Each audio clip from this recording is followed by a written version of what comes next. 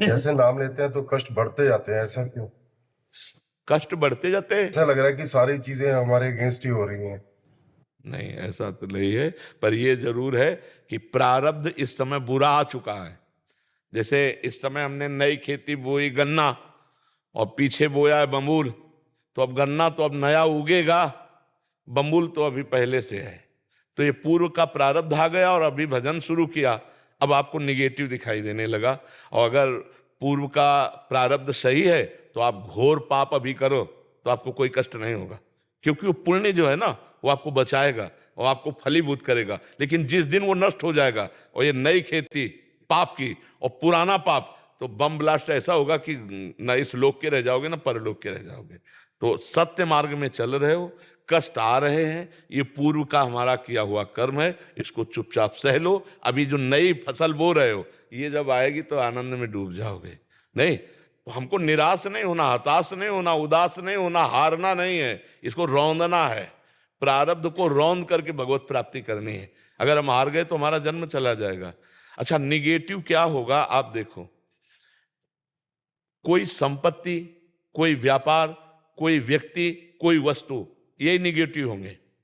यही आपके विपरीत आज कि हमारी कामना थी ऐसा हो जाए, हम चाहते थे ऐसा हो जाए, हम चाहते, ये प्रश्न करके देखो जीवन में किसके नहीं है, किसके नहीं है, किसके जीवन में नहीं है? सबके जीवन में, क्योंकि जीवन दो कर्मों से बना है, शुभ और अशुभ। कभी सुख मिलता है, कभी दुख मिलता है, कभी अनुकूल पक्ष आ जाता है। आप ये नहीं कह सकते कि आपके जीवन में अनुकूलता आई ही नहीं, कह नहीं सकते आप, क्योंकि ऐसा हो ही नहीं सकता। दिन है तो रात आएगी, रात है तो दिन आएगा, दुख आया है तो सुख आएगा, सुख आएगा तो दुख आएगा। ये क्रम चल रहा है प्रभु, हमको इस क्रम को तोड़ना है। सुख दुख के इस चक्र को तोड़ करके भगवान की प्राप्ति करनी है, तो इसमें सहना पड़ेगा। पीछे वाले बैच में यही कहा कि भगवान अवतार लिए तो संघर्ष करना पड़ा, हम लोग तो जीव हैं, फिर हमें संघर्ष से डरना नहीं चाहिए। चाहे रामावतार हो, चाहे कृष्णावतार हो, चाहे भगवान का जो अवतार हो, आप उस अवतार में देखो भगवान को संघर्ष करना पड़ा इस संसार में, तो हम तो जीव हैं, फिर हम संघर्ष से क्यों डरे? जब संसार का मालिक आता है तो उसे संघर्ष करना पड़ता है, फिर हम तो उनके अंश हैं, तो हम संघर्ष से नहीं डरेंगे, दुख से नहीं डरेंगे, हम आगे बढ़ेंगे।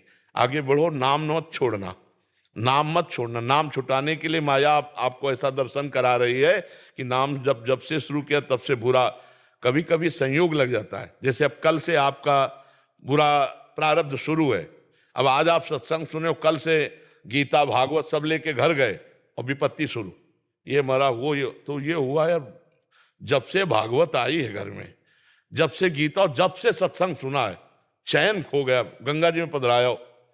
ये है माया भगवान की। अब वो संयोग नहीं जाना, अब आपने फ्रॉड किया, गलत किया, असत्य किया, अधर्माचरण किया, और आपका संयोग लग गया पुण्य का, और आपका अच्छा अच्छा होने लगा, आपने यार बाजी जीत गए। ये माया का खेल है, इसको समझना होगा। ये अगर समझ, ये रहस्य रघुनाथ कर बेग ने जाने कोई, और जो जाने रघुपति कृपा तो सपने मोह न हो।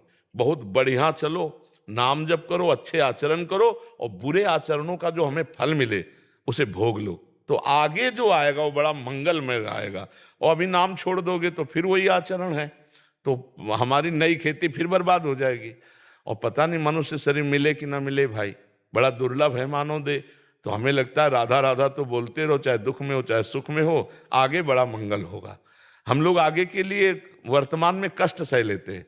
एक आदमी लेबरी कर रहा था हितधाम में, तो दोपहर के कड़क धूप, और वो बीड़ी पीने लगा, तो उसका जो क्या कहते हैं, जो ठेकेदार, वो आया, उसको गाली दी, वो काम में लग गया। वो जब चला गया तो उसके पास गए, हम कहा आप इतनी मेहनत करते हो, गाली दे रहा था, आप जवाब नहीं दे सकते? बोले बाबा शाम के 500 रुपया मिलेंगे, अगर उससे हम गाली के बदले गाली देंगे, थप्पड़ मार के भगा देगा, तो 500 रुपये के लिए वो धूप सह रहा है और गाली सह रहा है।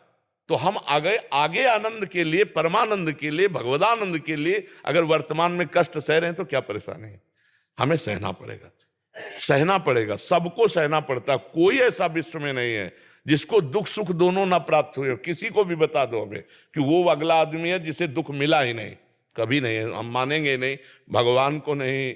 जब भगवान अवतार हुए तो दुख सुख का क्रम चलता रहा ना।